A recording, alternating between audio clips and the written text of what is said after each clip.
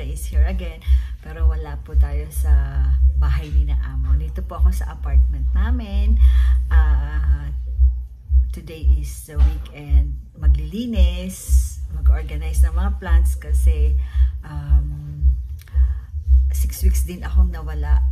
Diba, nagbakasyon pa ako sa Pilipinas at yun, dinidilig naman po na aking asawa yung mga plants, pero kailangan po yung iba i-repat, tsaka may dala po akong plants na galing sa France, binigay ni Timmy's Planet. Hi Timmy, my sister from France, binigyan niya po ako actually ng Hoya at okay naman, nadala ko naman dito. Ayan, ito po siya.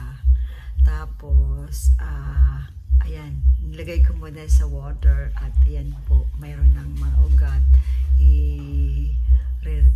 Lalagay ko na po ito sa pot. Hopefully, mabuhay. Pero, maano na rin po ito. Yan. Mabango po ang bulaklak nito. Puti. Marami pong klase ng Hoya, bali.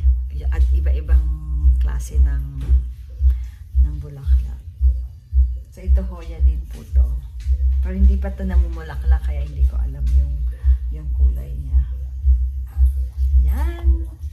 Ito lang po ang aking ginagawa during the weekend. Grocery, luto. Tapos, usually yun. Pumunta po kami kahapon sa Taste of Manila. Panoorin niyo po yung video ko. Kung napanood niyo na, salamat po. Tapos, dito lang sa bahay. Chill lang, nood ng TV kasi syempre rest day mo yun. Kasi Monday to Friday is working days, diba? Minsan lumalabas, yan. Salamat po sa pagsama. Maglilipat tayo ng ating plants. Ayan. Dito lang po yan. Mga indoor lang yan. Kasi syempre, wala kaming masyadong space kasi apartment lang po to. Hindi kami bumili ng bahay. Kasi may bahay kami sa Pilipinas. Doon kayo mag-retire actually. Kung gustong bumili ng bahay, yung mga kids na lang, sila na lang ang bumili. But for us, hindi na. Yan. Samahan niyo po ako. Salamat. Tingnan niyo po ito, masyado nang malago. Kailangan na niyang i-repat. Pero ang ganda po niya, parang plastic ang kanyang dahon. Ang ganda. Ito po ay family ng philodendron.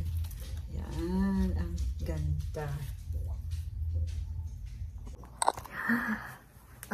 Natapos na po ako sa aking mga plants. Pero, nilive ko na lang po. So, nag-live ako. Tapos, habang ginagawa ko yung mga plants.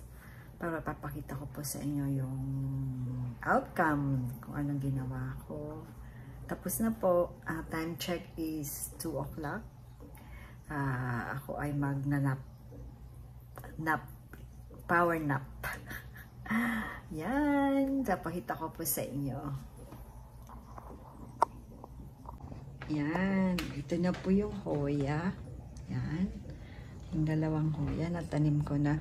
Tapos, ang ginawa ko, nasa isang paso lang tong, isang paso. Ang ginawa ko, pinagsama-sama ko na yung aking Christmas cactus. Yan, para pag nag-ano sila, iba-iba pong flower yan.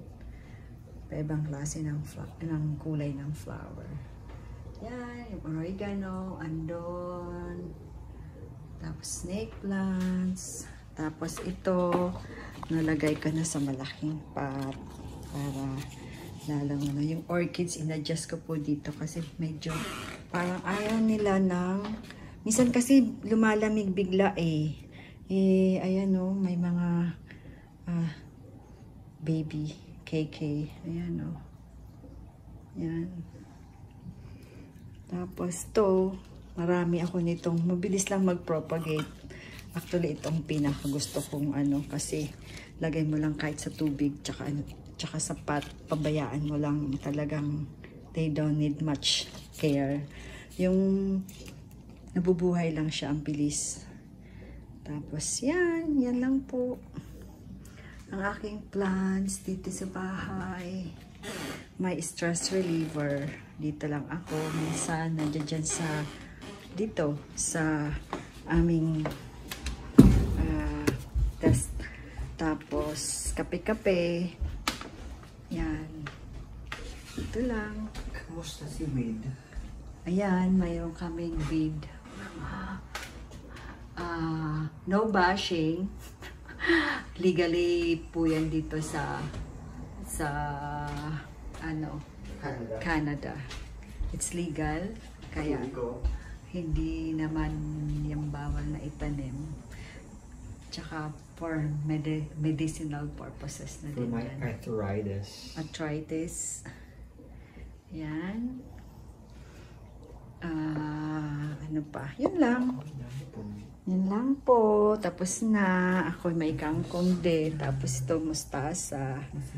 Yan. Yung kamote inalis ko na. Ayan po ang aking... Say hi! Oh, ayaw niya.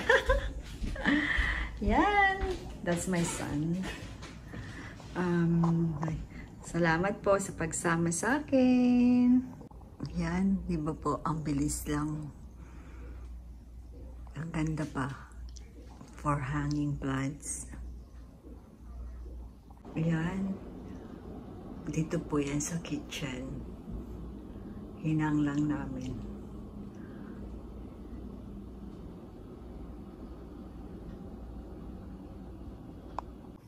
Yan. Maraming salamat po sa walang sawang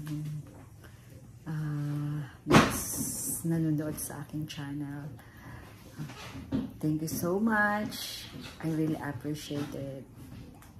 Happy Sunday, everyone. Bye.